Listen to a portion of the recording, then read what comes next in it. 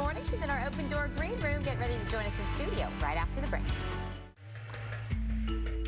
It's time to talk about your health this morning at 8:12. Some good news when it comes to cancer. Research shows cancer death rates are steadily on the decline and have been actually for the last 25 years. And although cancer remains the second leading cause of death in the United States after heart disease, the mortality rate dropped just by about 2% between 2016 and 2017. That translates to more than 2 million lives saved. So between breakthroughs in research and people maybe taking better care of themselves or getting screened earlier, there are plenty of factors involved in this. So Dr. Sharon Thompson is joining us this morning with a closer look at the numbers. It's not often that we hear any good news when we, are talking about cancer, because we still don't have any cures, and it seems to tear families apart. It's hard to not know somebody who hasn't been impacted by cancer. Yeah, this is such great news, yeah. and we're at a moment in time where any good news is welcome.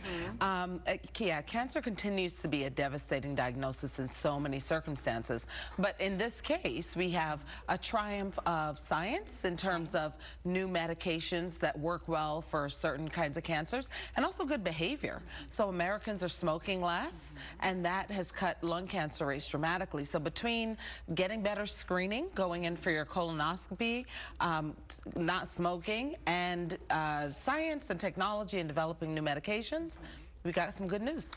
You would never want to deal with a cancer diagnosis, but obviously some are much worse than others in terms of statistics. Sure. So some of these that are caught earlier, what are we seeing having the best prognosis for recovery and for people finding themselves to be cancer-free? So we've actually made a lot of progress in terms of screening. So cervical cancer screening is one of the most successful screening tests developed. And women are very good at doing it. So now we know that cervical cancer is caused by a virus, and so we can detect that virus and prevent the cancer from occurring. There's also a vaccine against that virus, so in years to come, we'll see a lot less cervical cancer. So that's one. Lung cancer is another one where we have therapeutics that are working really well, and the therapies that have been developed help boost your immune system to actually stop the cancer cells. So that's an amazing breakthrough. Wow. I think we're going to see that more and more across different types of cancer, different body parts, where we use the immune system to help get rid of the cancer.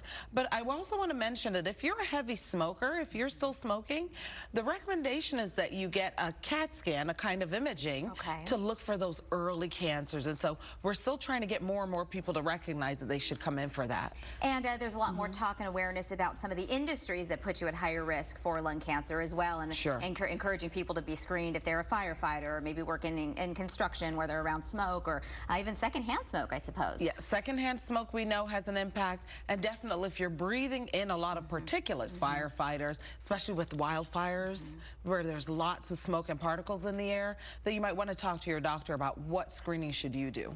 Specifically because of your practice, obstetrics and gynecology, ovarian cancer continues to be one of the most deadly. It does. It does. Unfortunately, when we pick up ovarian cancer, it's already in an advanced stage. And there are labs and scientists all over the country working hard on trying to find a better screening test for ovarian cancer. To date, we still don't have one.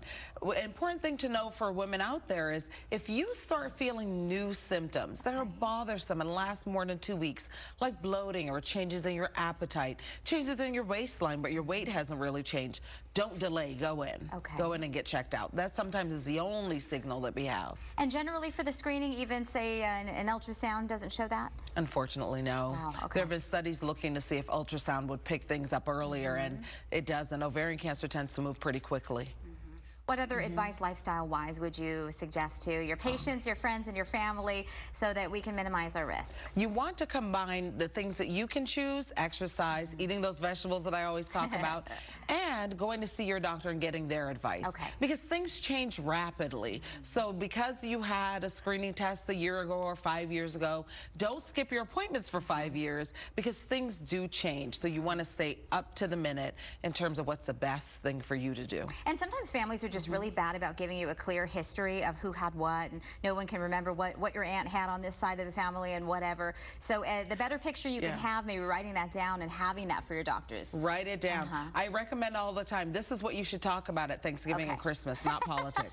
Talk about your family medical history. It's safer, right? It's safer. Dr. Sharon Thompson, we so appreciate you sharing a little bit of good news from the medical world and also some great advice. Thanks for having me. Thank you.